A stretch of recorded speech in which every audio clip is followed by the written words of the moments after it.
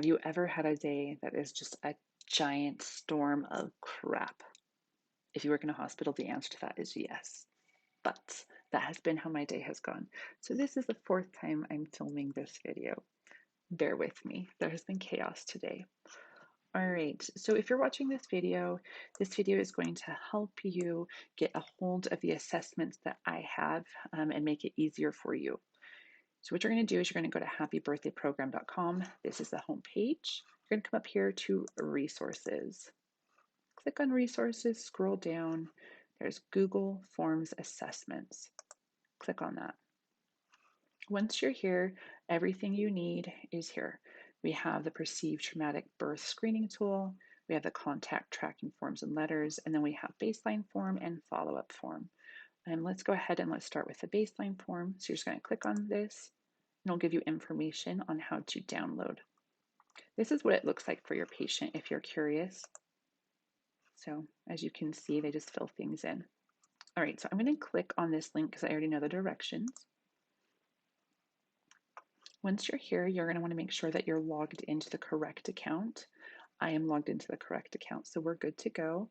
Sometimes if you have multiple accounts, you have to sign out of all the accounts before you start over, otherwise it will give you a giant headache.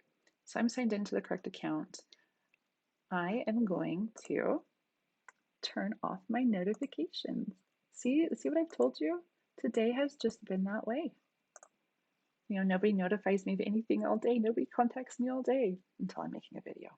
All right, so we're here. Now you want to press on more, which is 3 dots, make a copy.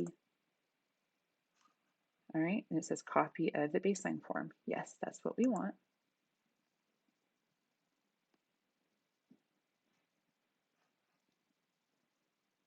All right, now we have the baseline form. You are free to edit this as you please, except for the header. I do ask that you leave the headers in place, okay? And that's just attributing the work to me, and it also tells patients they can go to this website and get more information, okay? Everything else, though, is up to you. I built this around our hospital charting system, so if you have a different system that's in a different order, I would recommend that you switch this around. You can just drag it, right, however you need. The other thing that I would suggest you do is I would suggest you add in a place for the date, because this comes in handy when you're tracking this information. You need to have that date, the date they gave birth, because you're going to go forward from there a month or two to follow up. So you can just push add question. Okay, we put in question. We're going to change it to the date. Okay, and then if you want to, you can say what was the date? What was the date you gave birth to your most recent child? You could write infant, whatever, okay? And then we're going to say that's required because we need to know that. If you don't do this, you're going to have to cross-reference it with your screener, which I've had to do, and it's not fun. So I would highly recommend you do this.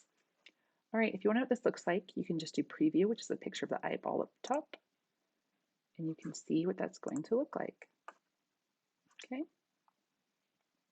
So when you're looking at this, do not submit it. You can fill this out until the end, just don't submit it because it will go to your records and it will factor into everything that you keep track of. Not fun.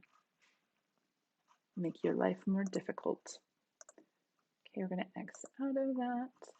So now, if you want to know where this is kept, it's going to be kept in the Google Forms section of your account.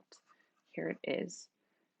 If you want to change the name, you can. Maybe you don't want it to say copy of. Maybe you want to say, you know, John's copy of whatever it is, right? It's totally up to you. If you want to know where to find this, if you're just like going from the internet straight here, go to Google. Okay, make sure you're logged into the correct account and then press this waffle, which is going to take you to Google Applications. Click on it, and we're going to look for Google Forms, which is a purple icon of a page. There it is, right there, Google Forms. Click on it, And then you can see it right there, John's copy, right? Okay, so going back, there is also, the rest of them are forms. We're actually going to, it's just going to be easier to start from the website, go to the resources. There's also this contact tracking form and letter, okay?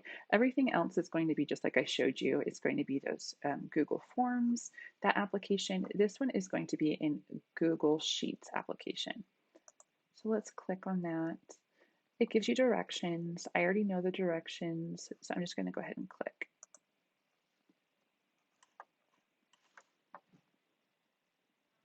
Okay, perfect. So here, this one's a little bit different, you know, because Google Forms has what you're looking at as the person creating it, and then it's a different thing that the person taking the assessment is seeing. This is just straightforward. It's only meant for you as a practitioner. So you can just go to File, make a copy. Yes, we want a copy. You could have changed it to John's copy if you wanted. Whatever you want to name it is fine. As of right now, it does not have the header. It will. And again, you can change things around, but I ask that you leave the header in place so you can attribute the work to me. Okay. So in this is helpful to keep track of everything so you can know when to contact moms after a month or two. That's when you're going to want to check to see what their mental health is, if it's changed from that baseline to the follow-up. So it has a place for their name. So Jane Doe, this is our copy, yep, Jane Doe. The date of giving birth, we'll say it was 04/12 of 2021. Preferred method of contact, text, ooh, not test, text. We're going to say it's 702-333-3333. Okay, then we're going to do date. So follow-up form letter. So this is for when you send that mother this follow-up letter. And you can click on this link to take you to a form letter, copy of this form letter, or you can just click on it on the page down below. So see, there's tracking information form, follow-up form letter, results form letter. So we're going to go to the follow-up form letter. This is just something for you to copy and paste. You're not going to want to fill it out here. You're just going to copy and paste it to whatever documentation system you're using. So maybe you're just going to copy and paste to an email. Maybe you're going to copy and paste to text messaging, whatever you're going to do. This is just a place so you can copy and paste. All right, obviously you're going to have to fill out these sections that have brackets. So dear so-and-so, so dear Jane Doe, okay, and then everything else, practitioner's name, hospital name, practitioner's email address, and then your name and your credentials. On the results form letter, there's a little bit more you have to do. You're going to have to give the score, so the baseline, the follow-up, and then you're going to have to say if the results are concerning, and then if they could benefit from discussing these results with a physician.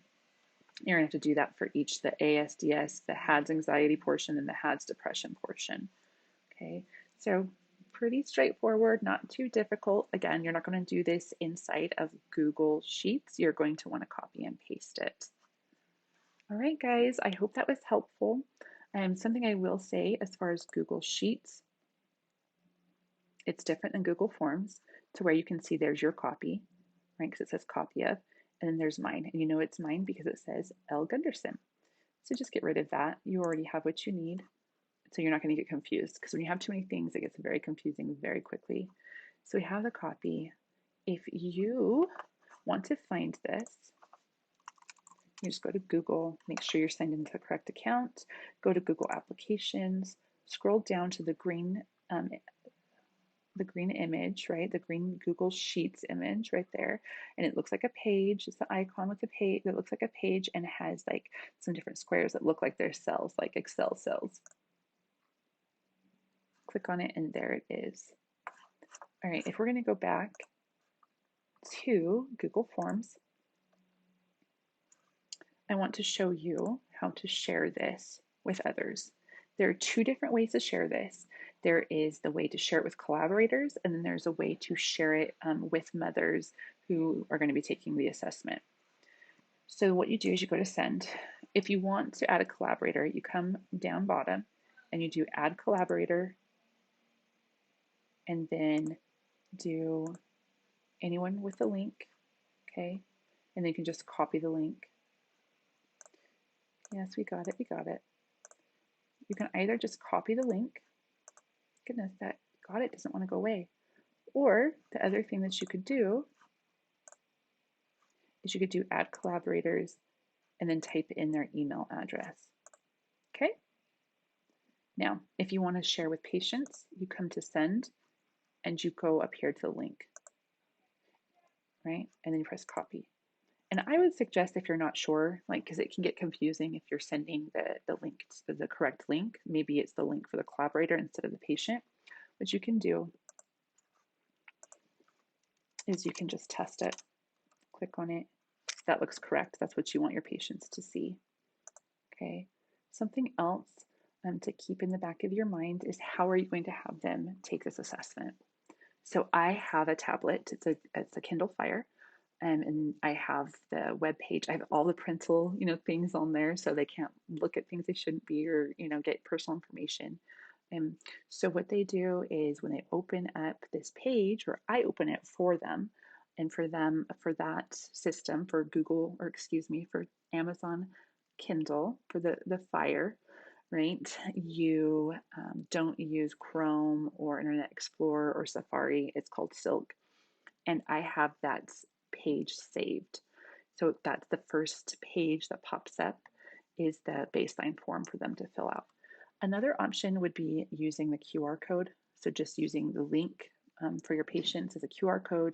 You could have that on your device, maybe your phone, your computer, printout if you want, and then the patients could scan that and go straight to on their own devices. But that's it. Hopefully that was helpful. Hopefully it makes your life a little bit more comfortable and easy than mine was when I was trying to build all of this, because it takes an incredible amount of work. All right, take care.